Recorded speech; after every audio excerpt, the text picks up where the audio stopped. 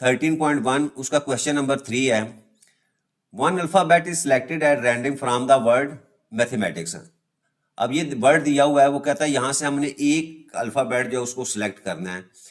Find the probability of getting, first part है vowel, यानी आपके पास ये जो वर्ड दिया हुआ है इसमें से आपने वावल जो आप अल्फाबेट जो है उसको आपने सिलेक्ट करना है। तो सबसे पहले हम सैंपल स्पेस जो है वो हमारे पास क्या आ जाएगी जी, उसके अंदर आपके पास वर्ड्स आ जाएंगे जी, M A T H E M A T I C S. ठीक है, अब देखिए इसमें कितने आपके पास अल्फाबेट्स हैं, वो 11 है। तो इसका मतलब number of elements in sample space जो है वो आपके पास 11 आ गए।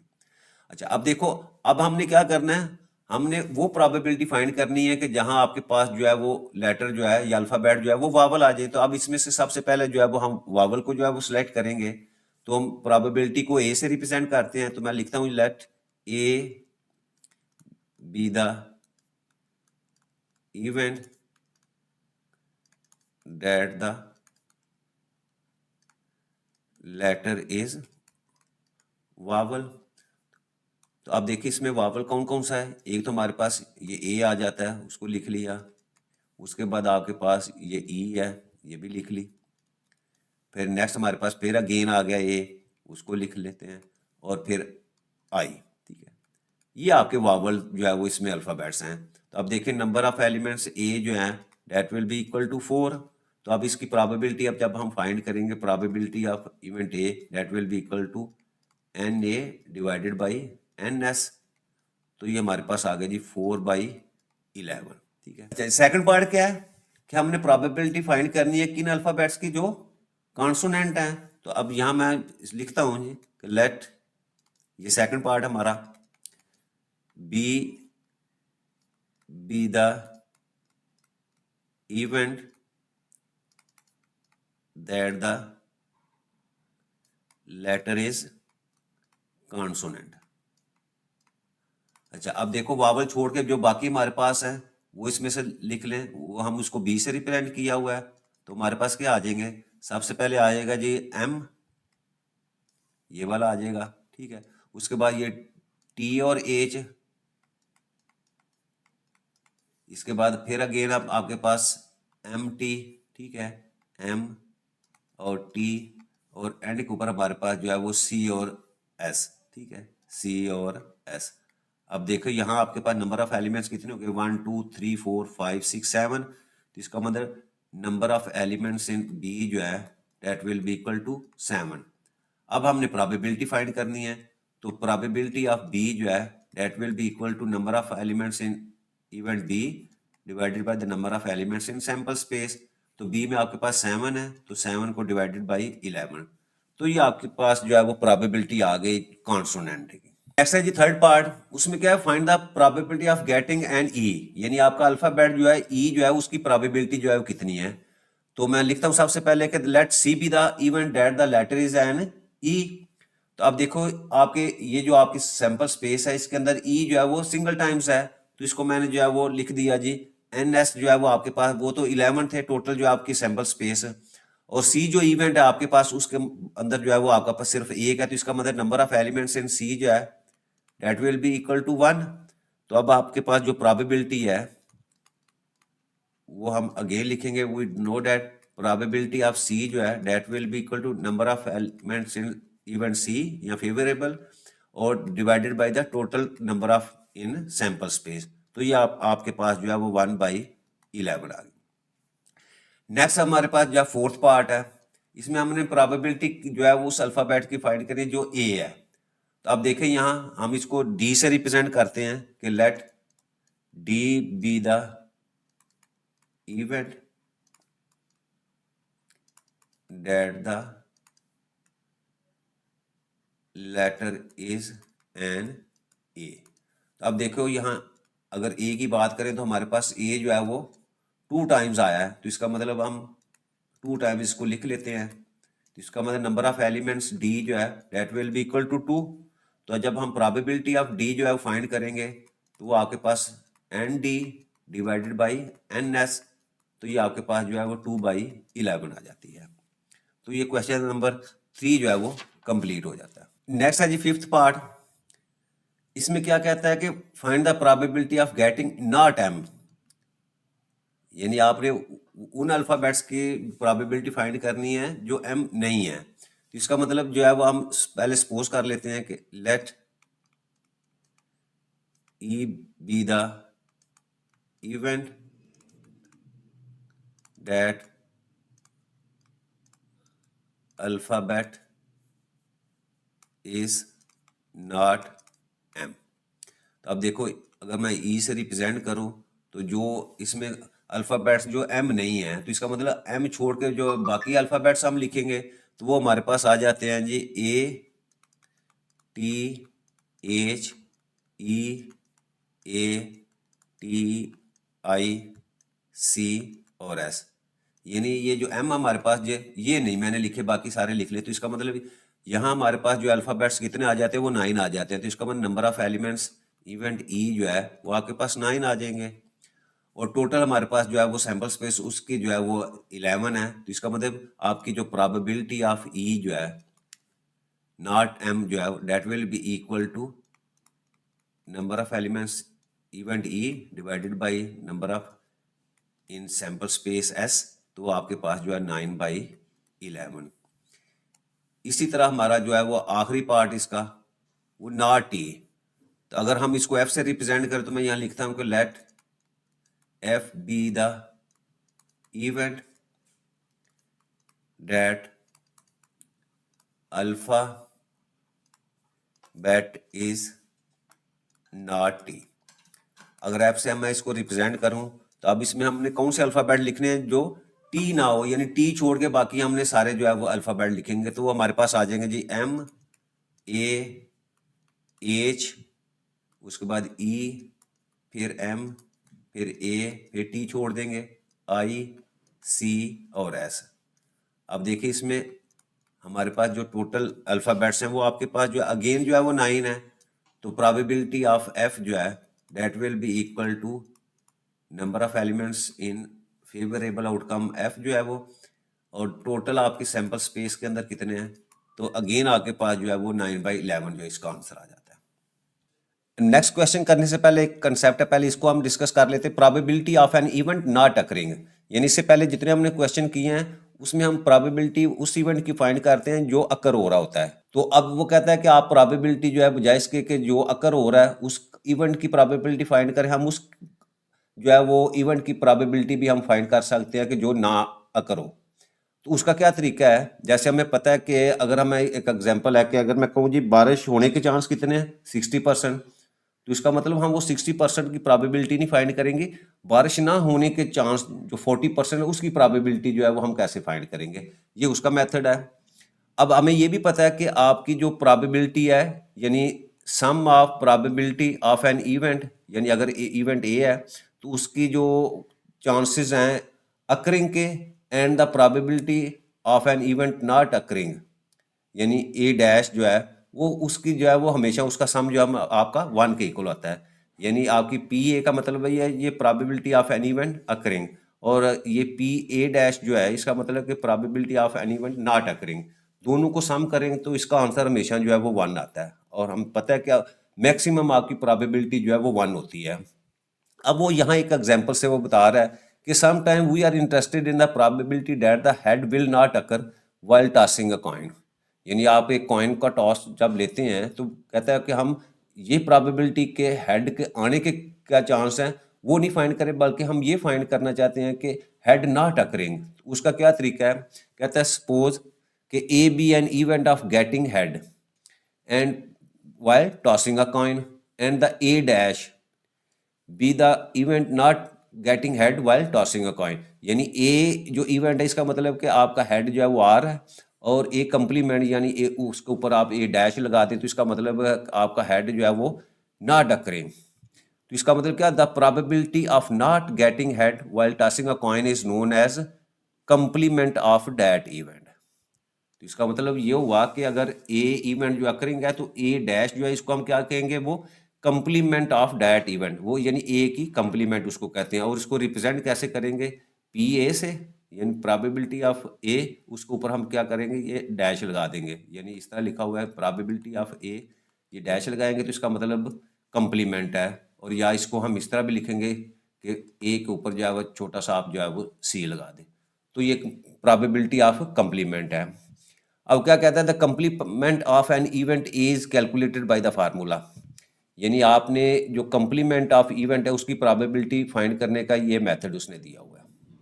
ये कैसे है कि हमें पता है कि आपकी प्रोबेबिलिटी जो है वो अक्रेंस और प्रोबेबिलिटी नॉट अक्रिंग दोनों को सम करें तो हमेशा जो है वो 1 के इक्वल होती है, ये अब नीचे लिखा हुआ है। और यहाँ से अगर हमने प्रोबेबिलिटी ऑफ कंप्लीमेंट जो है फाइंड करनी होगी तो हम पी ए को दूसरी साइड के ऊपर ले जाएंगे।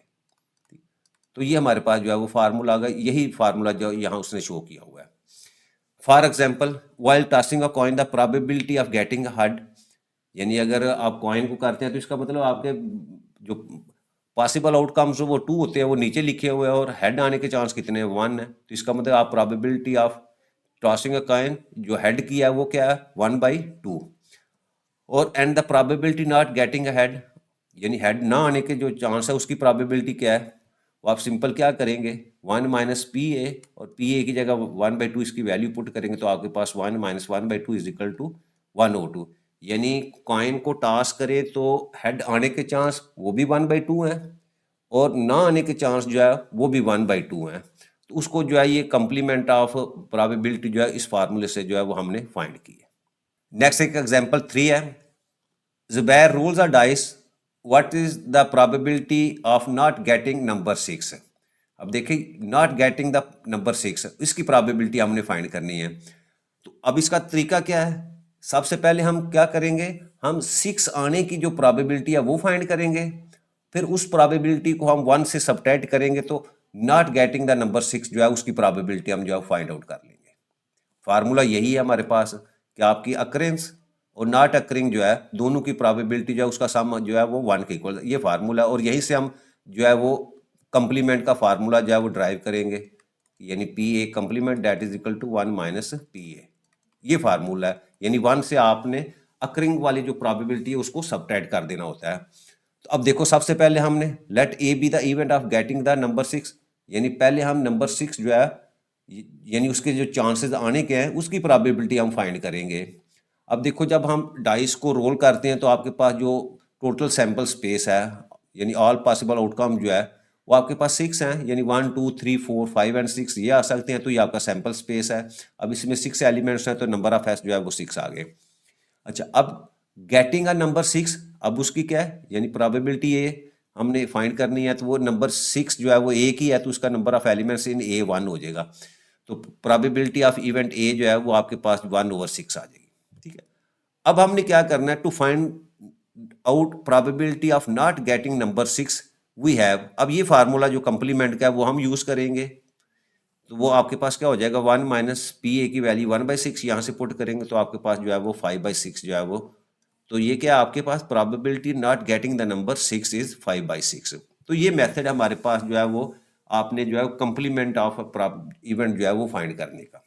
नेक्स्ट है जी हमारे पास question number 4, Aslam rolled a dice, what is the probability of getting the number 3 और 4, also find the probability of not getting the number 3 और 4।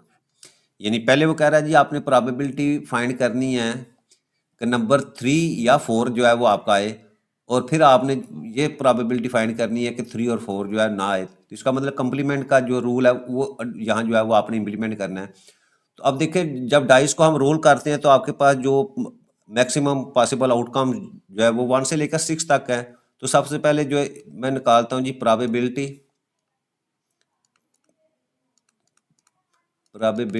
ऑफ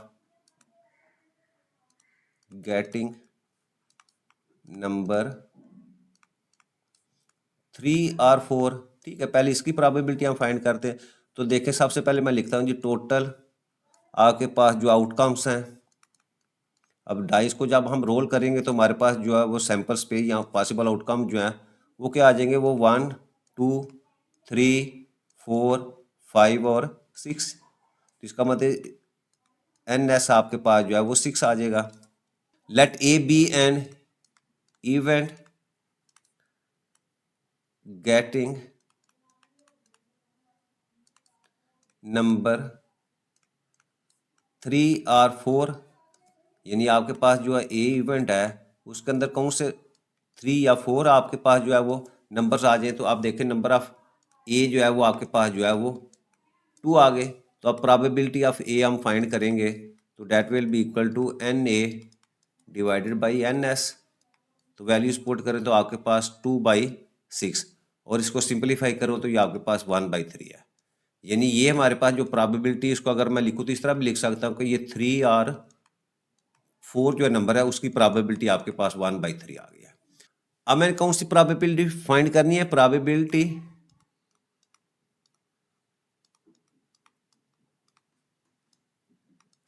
ऑफ नॉट गेटिंग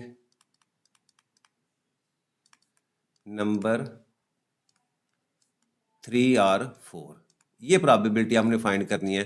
तो हम यूज कर लेते हैं यूजिंग द कंप्लीमेंट रूल। अब complement rule क्या है हमारे पास कि आपकी प्रोबेबिलिटी अकरिंग और नॉट अकरिंग, यानी उसको ए डैश से रिप्रेजेंट करें तो वो हमारे पास जो है वो 1 के इक्वल आता है, और हमने प्रोबेबिलिटी ए कंप्लीमेंट जो है ये फाइंड करनी है, तो ये आपके पास 1 माइनस प्रोबेबिलिटी ऑफ इवेंट ए इसके इक्वल आ जाएगी। तो हम क्या, ये हमने फाइंड किया 1/3 है, तो यहाँ से हमारे पास एलसीएम लें 3, तो 3 - 1 that will be equal to 2/3। ठीक है। Question number 5, Abdul Hadi labeled card from 1 to 30 and put them in a box। यानी कार्ड्स के ऊपर 1 से लेकर 30 तक जो है उसने लिखा है, उनको लेबल किया है और एक बॉक्स के अंदर जो है उनको रख दिया। He selects a card at random. अब रैंडमली वहां से वो कार्ड जो है उसको सिलेक्ट करता है।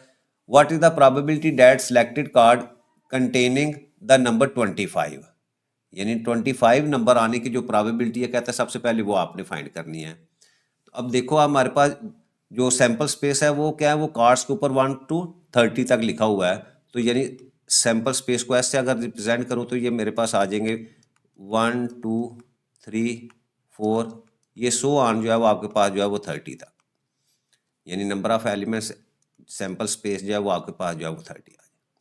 अब हमने प्रोबेबिलिटी किसकी फाइंड करनी है? नंबर 25 जो है यानी उस कंटेन जो है वो 25। तो हम सपोज कर लेते हैं let A be an event that the selected card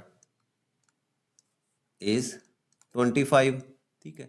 तो अब देखो इसको अगर ए से रिप्रेजेंट करूं तो आपके पास क्या आ जाएगा 25, क्योंकि 1 से 30 तक का एक ही कार्ड है जो 25 जिसके ऊपर लिखा हुआ है, तो इसकी नंबर ऑफ एलिमेंट्स जो है वो सिर्फ इस इवेंट के जो है 1 आ गए। तो अब प्रोबेबिलिटी जब हम ए की फाइंड करेंगे तो आपके पास क्या आ जाएगा n A divided by N S, और ये आपके पास जो है 1/30 आ गया। अब इसी तरह सेकंड पार्ट जो है उसमें क्या कहता है कि नंबर बिटवीन 70 to 22, यानी अब सपोज अगर मैं इस इवेंट को बी से रिप्रेजेंट कर दूं सेकंड वाले को, तो इसका मतलब क्या हुआ, आपका जो बी है वो किसके इक्वल है? Selected card is between 17 to 22, यानी इसकी तो अगर मैं वो लिख दूँ कार्ड नंबर्स तो वो आपके पास आ जाएंगे जी 17 18 19 20 21 और 22, ये कार्ड्स हैं जिनकी। अब देखिए ये हमारे पास नंबर ऑफ इवेंट बी जो है वो कितने आ जाए 1 2 3 4 5 6, ये 6 हमारे पास आ जाएंगे। अब इसकी प्रोबेबिलिटी हम फाइंड करेंगे तो वो हमारे पास क्या आ जाएगी? Probability of B that will be n B divided by N S. तो एन बी आपके पास 6 हैं और टोटल कार्ड्स हमारे पास 30 हैं, तो 6 1 ज़ा और 6 5 ज़ा 30, तो हमारे पास प्रोबेबिलिटी आ गई 1/5। थर्ड पार्ट इसमें कहता है कि find the probability the number at least 20, यानी कम से कम आपका 20 आए। तो 20 का मतलब क्या है? इसका मतलब यह है कि ग्रेटर देन इक्वल टू 20, यानी ये कार्ड के ऊपर ये नंबर आने चाहिए। तो अगर मैं उसको सी से रिप्रेजेंट करूं कि लेट सी, वो क्या है आपके पास जो सिलेक्टेड कार्ड्स हैं, नंबर जो है वो आपके पास कौन से हैं, इज एट लीस्ट 20। तो यानी सी के अंदर आपके पास क्या आ जाएंगे, ग्रेटर देन और इक्वल टू 20, यानी कम से कम जो है वो आपके पास जो है 20 आना चाहिए। तो इसका मतलब वो कार्ड आपके पास आ जाएंगे 20, 21, 22, 23 और ये 100 कहाँ तक जाएंगे आपके पास 30 तक। ठीक है, इनकी प्रोबेबिलिटी हम फाइंड करनी है। तो number of events in C जो के अंदर जो एलिमेंट्स हैं वो कितने आपके पास आ जाएंगे, ये 20 से लेकर 30 तक काउंट करेंगे तो ये आपके पास जो है 11 आ जाते हैं। ठीक है, तो अब हमारे पास जो सैम्पल स्पेस है वो ऑलरेडी जो है वो 30 है। तो अब प्रोबेबिलिटी ऑफ सी जो है वो हम फाइंड करेंगे तो वो क्या हो जाएगी, n of C divided by n of S. तो वैल्यूज पुट करो तो हमारे पास वैल्यू आ जाएगी 11/30।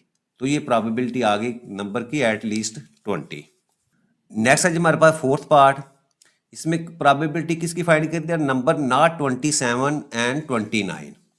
यानी हमने 27 और 29 ना आने की जो प्रोबेबिलिटी है वो फाइंड करनी है।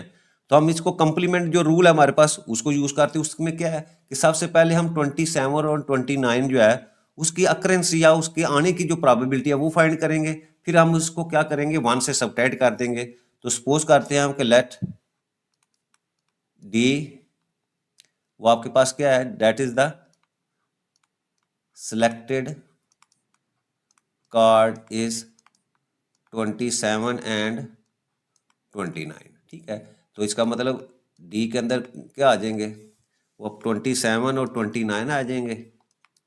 पहले इनके हम प्रोबेबिलिटी, अब number of elements in D जो है वो आपके पास 2 आ जाएंगे। तो प्रोबेबिलिटी जब हम फाइंड करेंगे डी की तो वो आपके पास आ जाएगा जी N D divided by N S, और एन एस हमें पता है वो 30 है। तो ये आपके पास 2/30। इसको सिंप्लीफाई करूँ, 2 1 ज़ा 2, 15 ज़ा 30, तो आपके पास 1/15। यानी ये प्रोबेबिलिटी हमने फाइंड की है कि नंबर जो है वो 27 और 29 उसकी आने की जो प्रोबेबिलिटी है। तो अब हम जो है वो कंप्लीमेंट रूल करेंगे। उसके लिए हम पहले सपोज करते हैं कि लेट ये डी कंप्लीमेंट जो है is the event that number is not 27 and 29। यानी पहले उसकी अकरेंस की प्रोबेबिलिटी फाइंड करिए, अब हम जो है कंप्लीमेंट रूल करेंगे। तो अब यहां मैं लिखता हूं यूजिंग कंप्लीमेंट रूल। अब कंप्लीमेंट रूल क्या है कि आपके पास प्रोबेबिलिटी ऑफ डी डैश जो है that will be equal to 1 minus probability of D. अब 1 माइनस 1/15। अब इसको फर्दर सॉल्व करें, एलसीएम लें, तो आपके पास क्या आ जाएगा जी 15 minus 1 that will be equal to 14/15। यानी हमने क्वेश्चन में क्या किया है, कंप्लीमेंट रूल क्या है कि पहले हमने 27 और 29 जो है उसके आने की जो प्रोबेबिलिटी है वो फाइंड की है। फिर हम क्या करेंगे, टोटल प्रोबेबिलिटी जो 1 है उसमें से उसको सबट्रैक्ट कर देंगे। तो आपके पास जो है वो नंबर नॉट 27 और 29 जो है उसकी प्रोबेबिलिटी जो है वो फाइंड आउट हो जाएगी। नेक्स्ट है जी हमारे पास fifth part, the number not between 12 to 15। यानी हमने प्रोबेबिलिटी किसकी फाइंड करनी है कि नंबर जो है वो 12 और 15 के दरमियान लाई ना करता हो। तो वही हम मेथड जो है वो कंप्लीमेंट रूल जो है वो उसको अडॉप्ट करते हैं। तो सैम्पल स्पेस तो हमें पता है कि आपके पास जो सैम्पल स्पेस है उसके एलिमेंट्स जो है वो 1 2 3 अप टू 30 तक हैं, और इसकी number of elements in S जो है वो आपके पास जो है वो 30 है। अब इसके लिए हम क्या करेंगे, सबसे पहले हम जो है प्रोबेबिलिटी फाइंड करते हैं 12 to 50 के दरमियान जो आपके जो है नंबर्स हैं उनकी। तो सपोज अगर मैं ई जो है इवेंट को ई से रिप्रेजेंट करूं तो आपके पास जो नंबर्स आ जाएंगे वो क्या आ जाएंगे, 12, 13, 14 और 15, ये नंबर आ जाएंगे।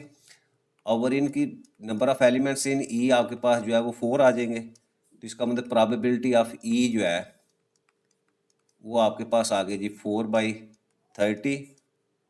इसको सिंप्लीफाई करना चाहें तो वो भी कर सकते हैं या डायरेक्ट इसी को रहने दें। अच्छा, अब हमने प्रोबेबिलिटी कौन सी फाइंड की है, जो नंबर 12 से 15 के दरमियान में है ये। तो अब हम कंप्लीमेंट रूल जो है वो अडॉप्ट करते हैं, नो यूजिंग कंप्लीमेंट रूल। अब उस रूल के मुताबिक आपकी प्रोबेबिलिटी ऑफ ए कंप्लीमेंट क्या होगी, 1 माइनस प्रोबेबिलिटी ऑफ ई, ठीक है।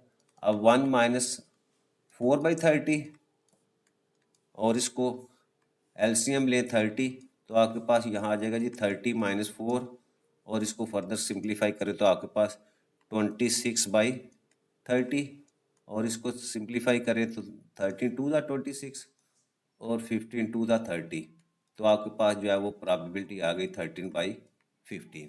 ये है जी numbers not between 12 to 15। Question number 6.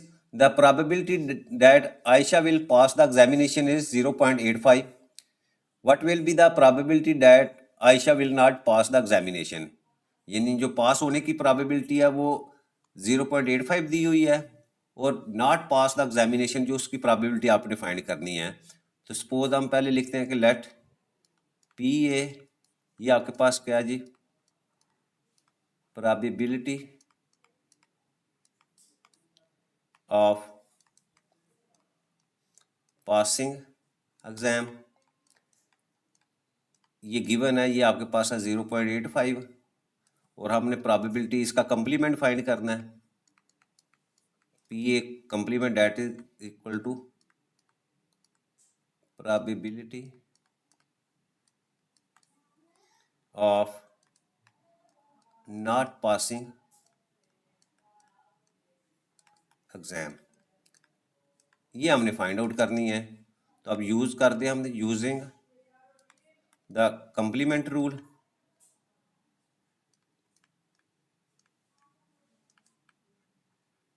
वो आपके पास आ गई G P A plus P A complement, यानी आपके अकरिंग और नॉट अकरिंग जो है दोनों की जो सम है वो आपके 1 के इक्वल होता है।